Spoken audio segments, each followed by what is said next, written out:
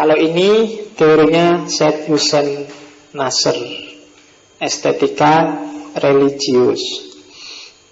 Jadi ada seni suci, seni sakral, ada seni tradisional atau seni religius. Hussein Nasr juga sebenarnya, kalau Hussein Nasr orang Iran, pikiran-pikirannya agak progresif, sehingga dia hidupnya juga agak susah. Karena dia harus terusir dari Iran dan terlunta-lunta di luar negeri, meskipun dia jadi profesor terkenal, diundang kemana-mana. Jadi jangan salah, orang-orang besar itu ternyata jarang yang hidupnya nyaman. Maka bersyukurlah jadi orang Indonesia. Seperti apapun pikiranmu, nggak sampai segitunya lah.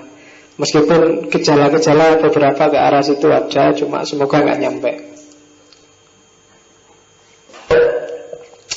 Oke. Seni dalam agama, kalau di Nasr ada seni sakral.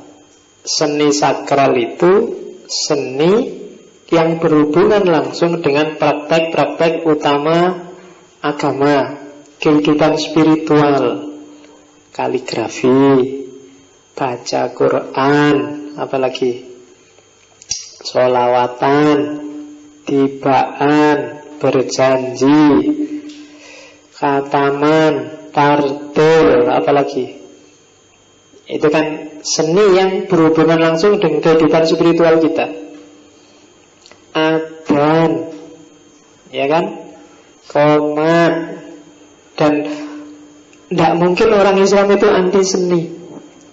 Kalau ada yang bilang anti seni, impossible. Dalam banyak variabel peribadatan orang butuh seni. Ngimami aja kan butuh seni. Kalau ngimami nggak enak, nadanya juga merusak konsentrasi imamnya, konsentrasi makmumnya juga kacau, tidak karu-karuan. Jadi kamu nggak jadi mikir, yang dipikir imamnya. Aduh. Nah, jadi kamu mikir imam sembahyangnya akhirnya kan kita juite kacau, panjang pendeknya buyar ya. Nggak punya estetika sama sekali. Maka butuh estetika. Kalau nggak ada estetika, nggak ada seni, nggak enak agama itu. Adzan juga begitu. Adzan Allahu Akbar, Allahu Akbar, bisa sah, cuma kan nggak enak. Siapa mau datang ke masjid, kamu teriak-teriak sampai suaramu putus, nggak ada yang datang. Apalagi nggak enak. Maka ada seni yang sakral. Ngaji juga begitu. Ada langgannya, ada ya suaranya, ada itu seni. Ada ya kebalikannya, seni profan. Kalau seni profan itu tidak ada hubungannya sama agama sama sekali dan tidak menginspirasi ke sana sama sekali. Kalau dalam bahasanya Nasr, tidak membawa ke Allah sama sekali, tidak menggiringmu menjadi lebih baik, tidak memunculkan gairah religiusitas, spiritualitas. Kamu bisa merasakan sendirilah. Seni yang kayak gimana yang seperti itu. Tadi tak sebut-sebut misalnya goyang oplosan, kelihatannya agak jauh kalau gara-gara goyang oplosan terus kamu semakin dekat dengan Allah. Itu seni sakral dan seni profan. Berarti ya mungkin itu termasuk kategorinya profan. Boleh sih, cuma nggak ada hubungannya sama sekali dengan yang sakral. Sehingga diwanti-wanti benar oleh ulama zaman dulu, hati-hati, hindari semua yang menjauhkan dari Allah. Karena termasuk banyak seni yang profan tadi, sehingga beberapa fatwa tentang musik, tentang seni, terus jadinya dibikin haram. Karena orang sering terlena gara-gara seni yang profan. Ada juga seni tradisional. Kalau seni tradisional itu sebenarnya hakikatnya dia profan, tidak ada hubungannya sama sekali dengan tema-tema agama seperti Quran, ayat, hadis, dan seterusnya. Tapi dia menginspirasi orang untuk menuju ke agama, untuk ingat Allah, untuk religiusitasnya semakin tinggi. Nah itu seni religius.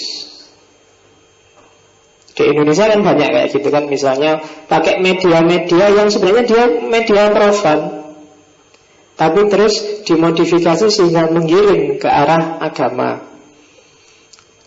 Coba ya contohnya misalnya Apa ya? Banyak musik-musik, misalnya musik tradisional kayak MH Ainun Najib, Kiai Kanjeng, itu sebenarnya musik seni yang tradisional, cuma dimodifikasi, diolah sehingga menggiring orang menuju pada religiusitas. Atau banyak lagu, banyak musik yang sebenarnya itu arahnya tidak religius, tapi gara-gara dengar musik ini religiusitasmu tersentuh. Apa ya? Kamu senengannya musik apa?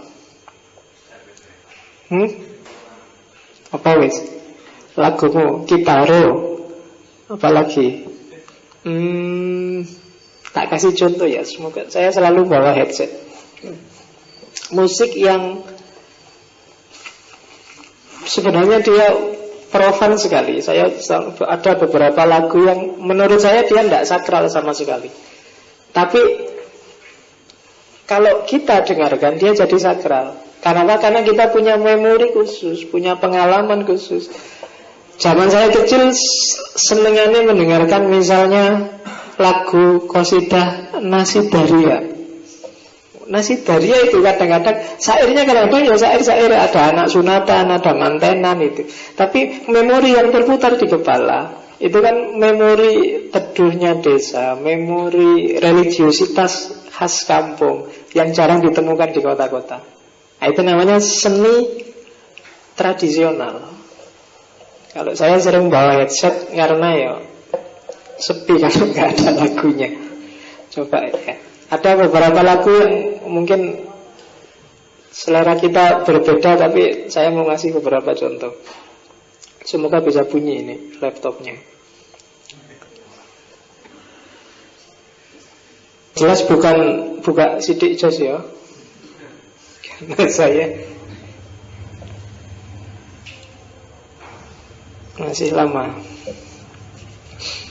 Oke, jadi ada seni yang sakral, ada seni yang profan. Sebenarnya yang profan itu lawan dari yang sakral. Ada seni yang tradisional.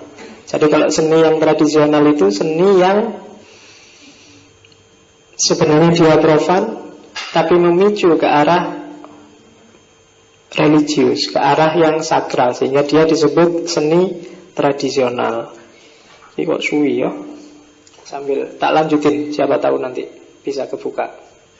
Kalau nunggu itu lama. Oke. Terus keindahannya di mana sih seni kalau dalam Islam? Nah, ini ada level keindahan versi Ghazali.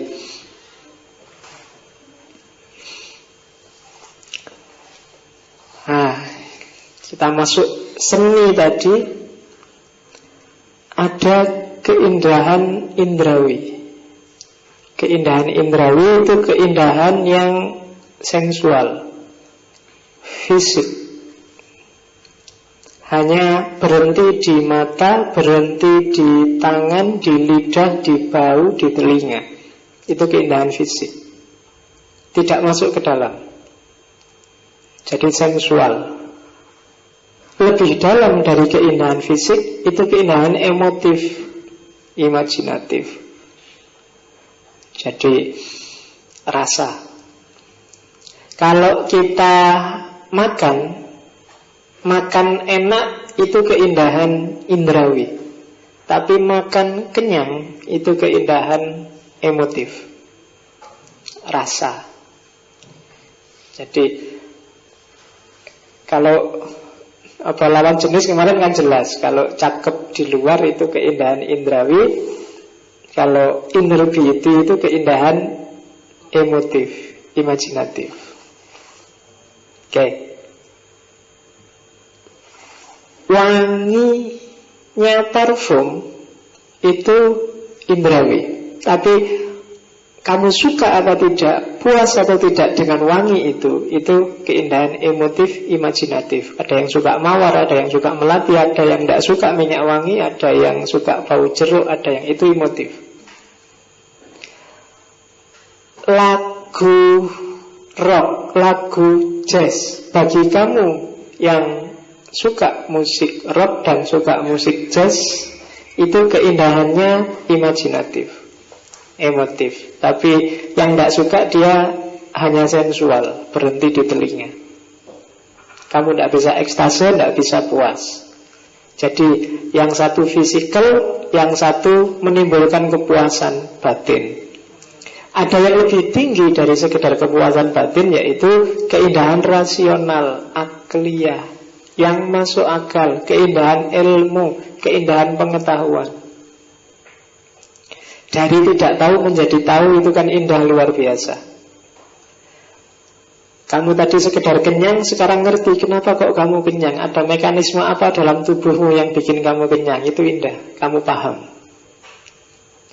Di atas keindahan akliyah rasional, ada keindahan ruhaniyah.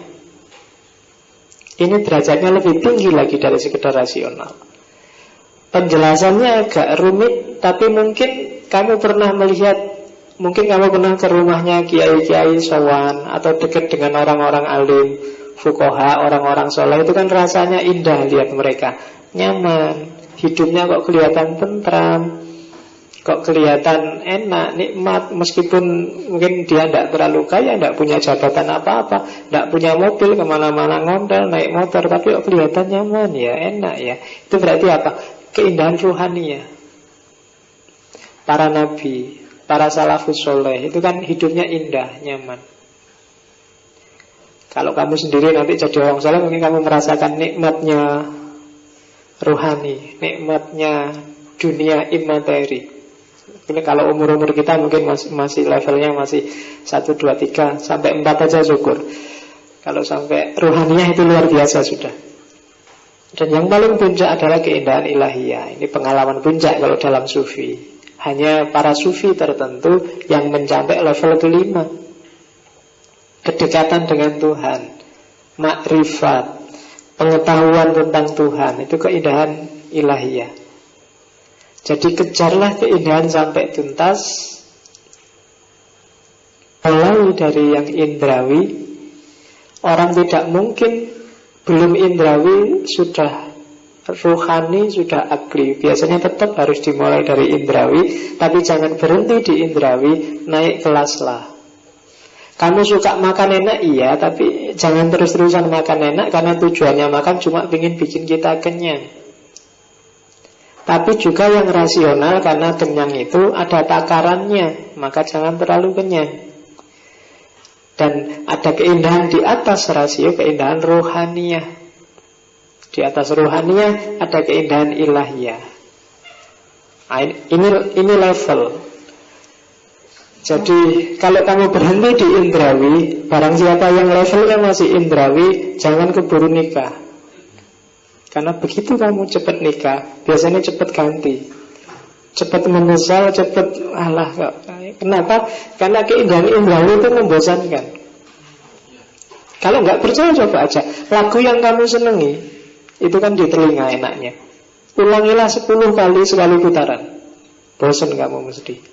Secakep apapun pacarmu, kalau cuma indrawi, percayalah besok ada yang lebih jelek dari pacarmu, kamu malah suka. Coba aja. Aku nggak ngomong pengalaman loh ya, tapi biasanya ngono. Kadang orang selingkuh itu lebih jauh lebih bagus istrinya daripada selingkuhannya. Kenapa? Karena dia berhenti di keindahan indrawi. Naik dikitlah ke keindahan imajinasi, emosi, mungkin rasa cinta, rasa sayang, dan seterusnya. Atau kalau enggak, pakai akalmu. Oh iya ya, mengaku ini sudah nikah, sudah deklarasi setia sama pacarku, kok maunya itu akliyah. Atau mau lebih bagus lagi, naiklah ke level ruhaniyah. Fokusnya sudah tidak lagi dunia, tapi juga sudah akhirat. Dan itu nanti akan berpuncak pada keindahan ilahiyah. Cari itu di Kimiaus Sa'adahnya Ghazali. Penjelasannya panjang lebar. Sebenarnya kamu bisa kejar teori keindahan itu. Ada yang lebih bagus, miliknya Rumi di Masnawi, yang menjelaskan juga tentang keindahan. Kan sini aja kan ngaji Rumian, mungkin nanti kapan-kapan akan nyampe pada bab tentang keindahan. Oke. Tadi kelihatannya sudah buka filenya. Tak kasih contoh musik yang religius. Musik religius itu hakikatnya dia bukan musik sakral, tapi dia bisa membawa ke religiusitas. Saya tidak tahu kamu juga terbawa apa enggak. Kalau saya bisa terbawa. Oh, Mas. Oh,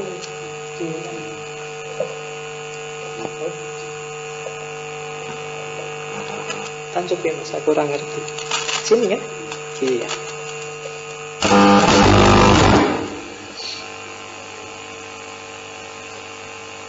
Nah, ini tak bawa karena saya suka. Sebenarnya tiap minggu ganti, cuma tak ambil dari beberapa ono gitaro segala kan. Ini biasanya kalau naik motor sambil gini malam-malam enak. Asal enggak ngantuk. Dengan nyari inspirasi kan gitu. Oke. Mungkin kamu akrab dengan beberapa nadanya.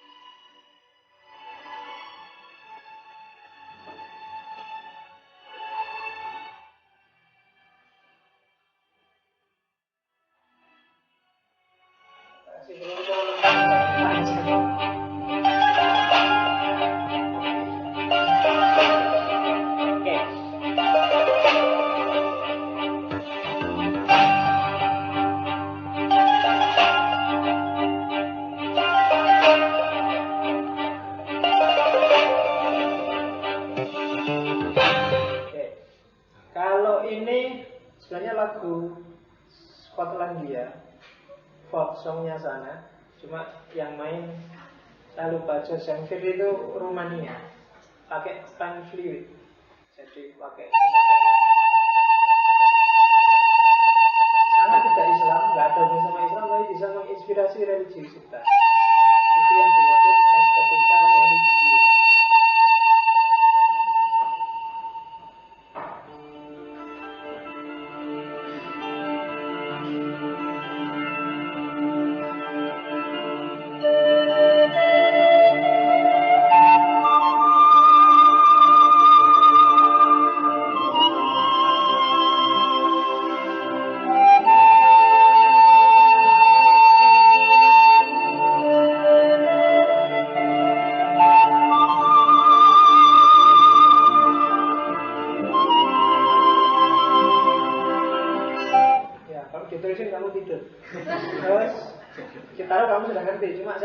Gitaro yang melankolis. Coba perhatikan, saya suka nada gitaro yang dari nada, jadi diawali dari puncak terus turun dan tenang.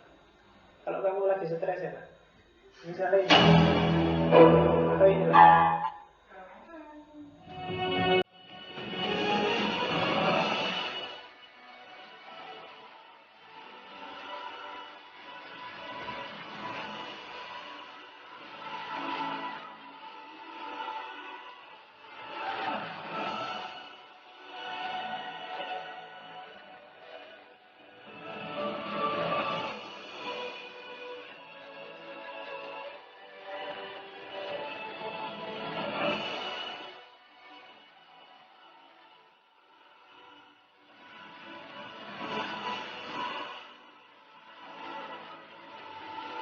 Nadanya naik, lama-lama turun, enak. Jadi kalau kamu lagi sumpah, puncakkan aja sumpekmu, terus dia akan cooling down. Turun. Terakhir nadanya turun. Oke, apalagi? Ini seadanya yang di sini ya. Kalau ini tak kasih contoh, karena dalam Islam itu kan ada beberapa kelompok ulama yang tidak suka dengan musik, sehingga kalau nyanyi hanya pakai mulut dan akapela. Kamu mungkin kenal orang ini, yaitu anak-anak tafsir hadis mesti ngerti, Misari Rashid, imam besar dari Kuwait. Yo hafid lah, di YouTube banyak ngaji-ngajinya, cuma ini nasibnya.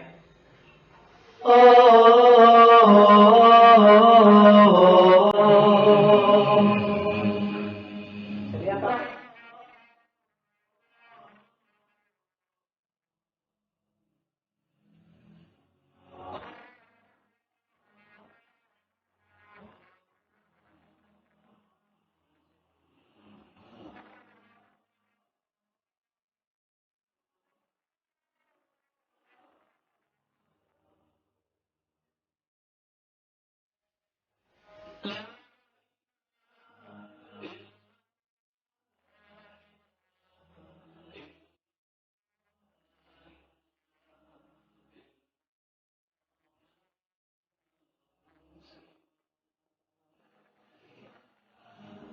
Sudah ngerti arahnya ya. Kalau ini kamu kenal sekali musik ini karena ini backsoundnya film Ar-Risalah. Cuma yang bikin ilustrasi kan bukan orang Islam. Maurice Jarre itu orang Perancis. Jadi orang Perancis bikin ilustrasi Ar-Risalah, tapi karena mungkin kamu pernah lihat Ar-Risalah dan tersentuh dengan film itu, maka musik yang semula tidak dimaksud untuk sakral bisa jadi bernuansa sakral bagimu. Kalau ini tak ambil yang bagian Fathu Mekah, mungkin pernah dengar. Untuk membangkitkan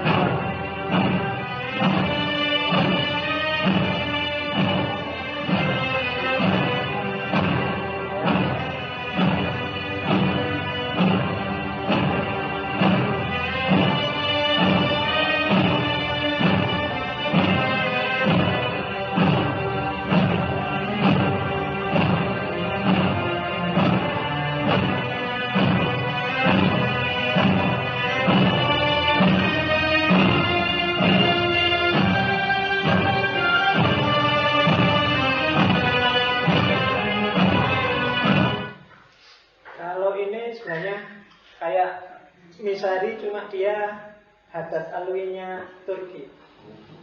Namanya Masud Kursis. Ya, sedulurnya Mesut Ozila. Ya. Jadi dengerin aja lah biar ngerti beda-bedanya orang Turki sama orang Indonesia kalau bikin nasi.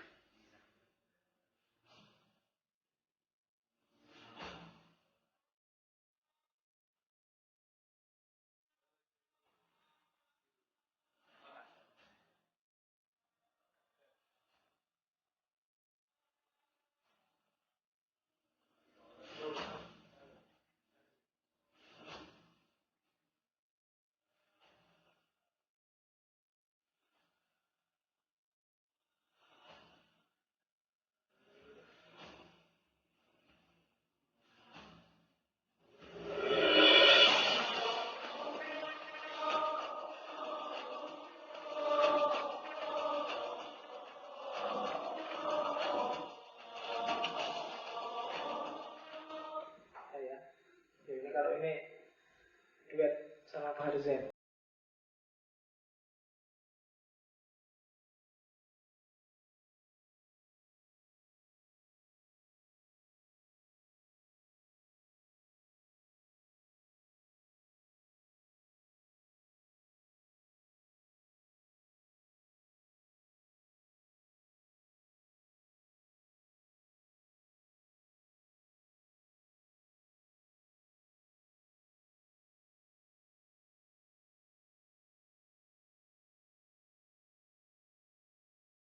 Ya.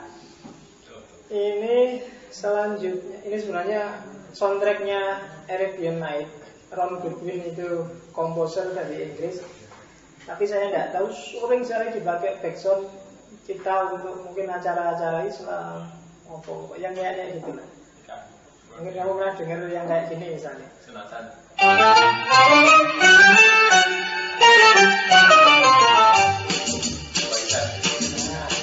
Sering kan? Seolah-olah ini miliknya orang Islam padahal.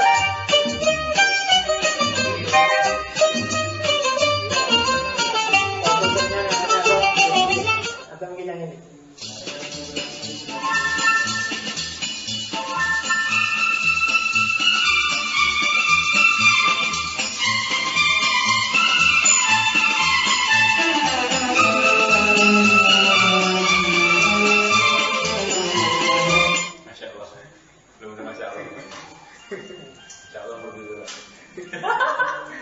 Itu saya lupa.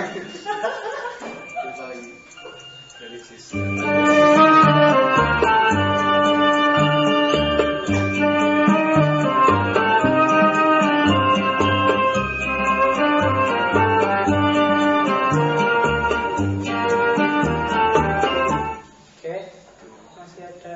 Ini apa perlu ya? Mungkin bisa juga yang nggak selera dengan model gambus Timur Tengah ada. Kalau ini set violin itu ini sebenarnya orang Taiwan. Saya tidak tahu banyak orang pakai musik ini kalau ada kematian, kalau ada pokoknya bangsanya sedih-sedih.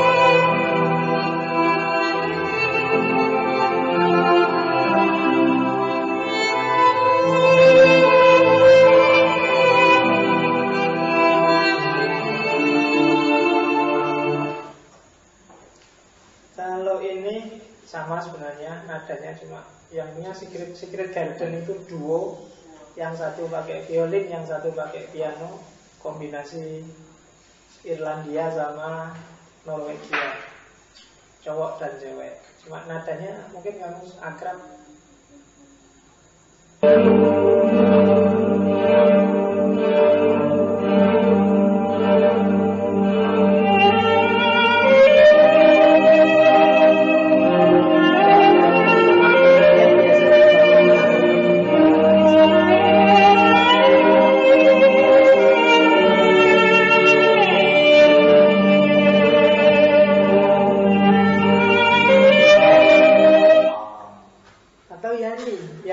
Sering terdengar di bulan Ramadan, meskipun dia sebenarnya pianis dari Yunani.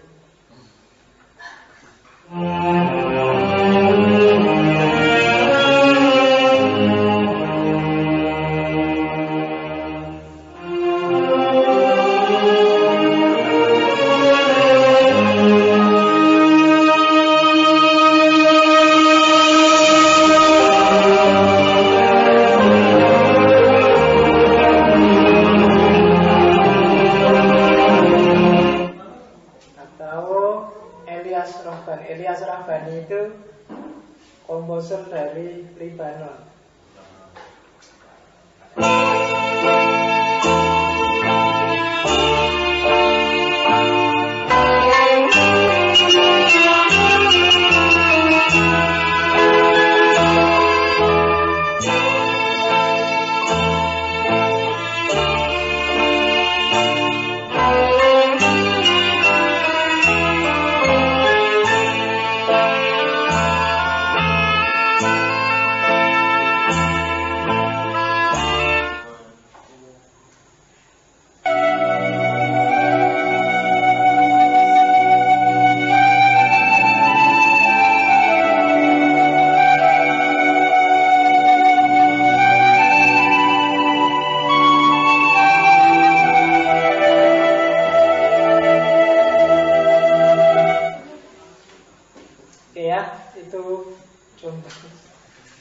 diputar semua enak. Cuma tak tinggal pulang dulu kamu dengerin.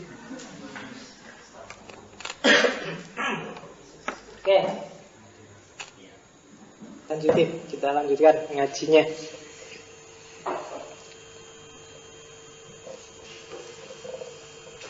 Jadi sudah ngerti ya bedanya ada musik yang religius, meskipun yang komposernya bukan orang Islam, juga tidak dimaksudkan untuk Islam, tapi bisa dipakai untuk membangkitkan religiusitas. Itu namanya musik religius. Kalau sakral sudah ngerti lah jelas. Sekarang fungsi spiritualnya seni, ada beberapa pandangan dari para ulama. Yang pertama fungsi tawajud. Jadi seni itu akan indah dan sukses kalau dia bisa membawa penikmatnya mencapai mutmainnah, bikin jiwa tenang, bikin jiwa sadar hubungan dengan Tuhan. Itu fungsi tawajud, membawa pada pemahaman tentang wujud. Bagaimana kita wujud yang sementara berhadapan dengan wujud besar yang sejati yang namanya Allah, sehingga jiwa kita tenang dan tentram, tidak gelisah. Itu fungsinya seni menurut Ghazali. Kalau menurut Rusbihan Bakli, fungsi seni adalah tajarrud. Tajarrud itu membebaskan jiwa dari alam benda melalui sesuatu yang berasal dari benda. Musik, lukisan, film, syair, lagu itu kan benda. Tapi dengan sarana benda tadi kita bisa terbebas dari kebendaan. Dengan mendengarkan musik yang berasal dari piano, dari gitar, dari violin, dari organ, dari macam-macam, kita bisa mengalami ekstase, bebas dari kebendaan. Itu namanya tajarrud. Bisa juga kalau katanya Rumi, seni adalah untuk tazkiyatun nafas, membersihkan diri dari bentuk melalui bentuk. Itu mirip tajarrud. Jadi membersihkan diri dengan lagu, membersihkan diri dengan tarian. Kalau di Rumi kan ada tarian sama gitu kan. Jadi itu kan sebenarnya fisik sifatnya, ada bentuknya. Cuma tujuannya untuk bebas dari bentuk. Itu namanya tazkiyatun nafas. Kemudian hikmah. Musik sering membangkitkan kearifan yang baru dalam menghadapi hidup. Kadang dengar musik, tiba-tiba kamu dapat wawasan baru, tiba-tiba kamu punya kesadaran baru. Itu hikmah namanya. Jadi yang semula buntu sekali, tiba-tiba dengar musik, hatimu terbuka, pikiranmu dapat ide baru, terinspirasi oleh hal baru. Itu namanya fungsi hikmah dari seni. Ada juga fungsi dakwah. Ya, fungsi dakwah itu dengan seni orang bisa menyebarkan gagasan, menyebarkan ide, menyebarkan informasi lewat syair, lewat lagu, lewat buku, lewat cerpen, lewat puisi, lewat, itu namanya fungsi dakwah. Dan yang terakhir fungsi madah, fungsi puji-pujian. Jadi fungsi membesarkan Allah, mengagungkan Allah, itu fungsi madah. Jadi seni punya fungsi yang luar biasa. Itu saya nulisnya salah. Kalau kamu perhatikan itu tidak 4 tapi 6, karena kamu sedang ngantuk jadi nggak ngerti, padahal itu 6 bukan 4. Jadi seni itu ada fungsi tawajud, tajarrud, tazkiyatun nafas, hikmah, dakwah, dan madah. Berjanji itu kan madah. Puji-pujian itu madah. Omai Rama bikin lagu anti Mira Santika, itu dakwah, kan gitu. Hikmah, kamu dengerin musik apa, tiba-tiba muncul inspirasi baru, itu hikmah. Dengan musik muncul kesadaran kelemahanmu, muncul kesadaranmu di hadapan Tuhan, muncul kesadaranmu untuk membersihkan diri, itu tawajud, tajarrud, tazkiyatun nafas. Itu 4 fungsi spiritual dari seni. Sebenarnya saya nggak mau masuk ke sini, cuma untuk wawasan saja.